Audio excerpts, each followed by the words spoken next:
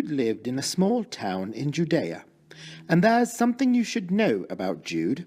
He was paralyzed, which means his legs simply did not work. What's it like to feel the grass between your toes? To take one step and then another? Jude spent every day staring out a tiny window, waiting for his 4 friends to visit. We'll call them Leo. Hello. Mikey. Hey, dudes. Ralph. Bonjour. And Donnie. Howdy there. They all crowded into Jude's small room. Ow. My spleen. Sacre bleu! Coming through, dudes. If only I could walk like you guys. Why stop at walking? Maybe someday you'll run. Or hop. Meander. Or do the whip and nay-nay. Now watch me whip. Now watch me nay-nay. Well, this went on for a while, until one day, Jude's friends brought incredible news. Again? Really? Maybe we should use the door, bros. I fell on my keys.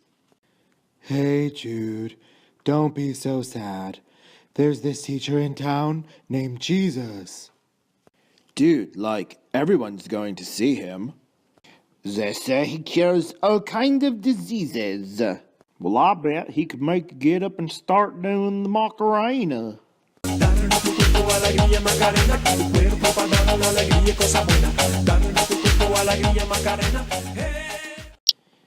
Jude had little hope left. After all, he couldn't walk and wasn't sure he'd ever walk again. Whoa, guys. It's one thing to help someone who's got, say, the flu, but it's another to make these legs take me somewhere. The friends would not give up. Instead, they said, Come on, dude. What do you got to lose? How am I even supposed to get to Jesus? A chariot? On Bessie the cow? Moo. We'll take you, of course. Well, they looked around for a way to take Jude to see Jesus, and they found the perfect way. Each man grabbed one corner of Jude's pallet, and they hoisted him up. Hup, 2, 3, 4. Hup, 2, 3, 4. They came upon a huge crowd gathered around a house. There were a lot of people. They seemed as though they were all trying to listen to something because they were all being very, very quiet. Jude twisted on his mat, trying to get a better view. I can't really see, and everyone's so quiet. Jude fought back tears of frustration. They'd come so close. He just wanted to go home. But the 4 friends were just getting started. Everybody to the roof! But Jude had seen how the 4 friends entered his house. Wait, stop! You're not having the giant hand dump me in there. No way! Not this time, buddy. Giant hand person? Yes? Be gentle this time.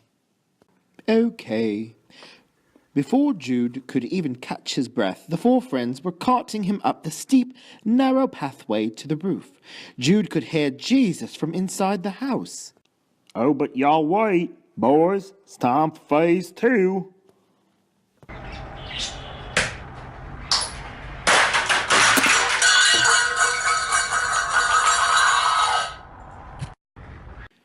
Jude peered down into the hole. Dozens of faces stared up in shock as tile dust drifted down. But the only person who mattered to Jude was the man standing directly below him, eyes wide and filled with humor. Jesus! All right, dudes. Time for phase 3. The friends removed their belts, tied them to Jude's mat, and lowered them down through the hole in the roof. There were other religious leaders in the room, and they scrambled to get out of the way. Jude landed right at Jesus' feet, and Jesus smiled at him. Jesus smiled at Jude. Then he said something simple.